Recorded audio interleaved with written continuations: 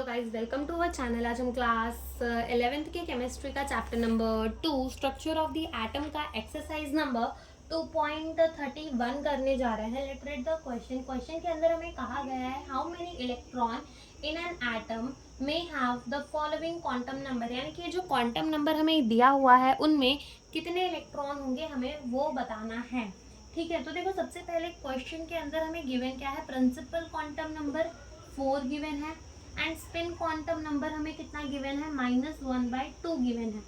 Okay, तो देखो सबसे पहले तो हमें ये पता होना चाहिए कि ये प्रिंसिपल क्वांटम नंबर है और ये क्या है, स्पिन क्वांटम नंबर। ओके, और हमसे क्वेश्चन के अंदर पूछा है कि ये ऑर्बिटल्स के अंदर कितने नंबर ऑफ द इलेक्ट्रॉन होंगे। ठीक है, क्या पूछा गया, कितने नंबर ऑफ द इलेक्ट्रॉन होंगे, तो हम निकालेंगे पहले इधर एजिमुथल क्वांटम नंबर। ठीक है, यानी कि इसकी वैल्यू 0 to n-1 होती है, यानी कि इसकी वैल्यू होगी 0, 1, 2 एंड 3। बिल्कुल।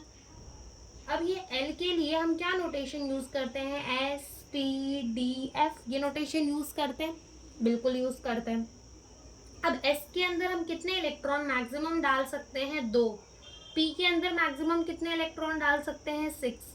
D के अंदर मैक्सिमम कितने इलेक्ट्रॉन डाल सकते हैं, 10। और F के अंदर मैक्सिमम कितने इलेक्ट्रॉन डाल सकते हैं, 14। ठीक है, इन सबको प्लस कर लो, 14 प्लस 10 कितना हो जाएगा हमारा, 24। और 24 प्लस 6 कर देंगे तो वो हमारा कितना हो जाएगा, 30। प्लस 2 कर देंगे तो कितना हो जाएगा, 32। यानी कि ये वाला जो हमारा क्वांटम नंबर है वो कितने इलेक्ट्रॉन एकोमोडेट कर सकता है, 32 इलेक्ट्रॉन जो है वो ले सकता है, रख सकता है।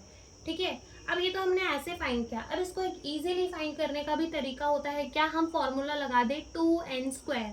2 इंटू एन हमें कितना गिवन है, 4, इसका क्या कर देंगे स्क्वायर, तो 4 4 सा कितना हो जाएगा 16 एंड 16 2 सा कितना हो जाएगा 32।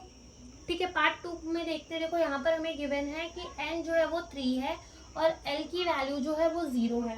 n जो है वो 3 है और l की वैल्यू जो है वो क्या है, 0 है। ठीक है, l की वैल्यू क्या है, 0 है।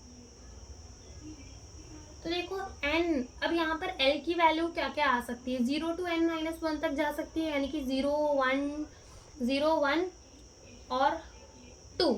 ठीक है, ये 3 वैल्यू जा सकती है। S, P, D।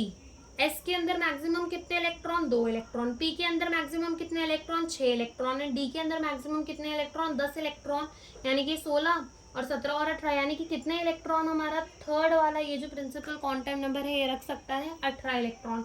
2n² का फॉर्मूला लगा दे, 2 इंटू क्या हो जाएगा, 3 3 जा 9 है, 9 1 जा 9 है, 9 2 जा क्या हो जाएगा 18, यानी कि कितने इलेक्ट्रॉन आ सकते हैं, 18 इलेक्ट्रॉन आ सकते हैं। ठीक है, तो यही हमसे इस क्वेश्चन के अंदर पूछा गया था। Thank you for watching the video.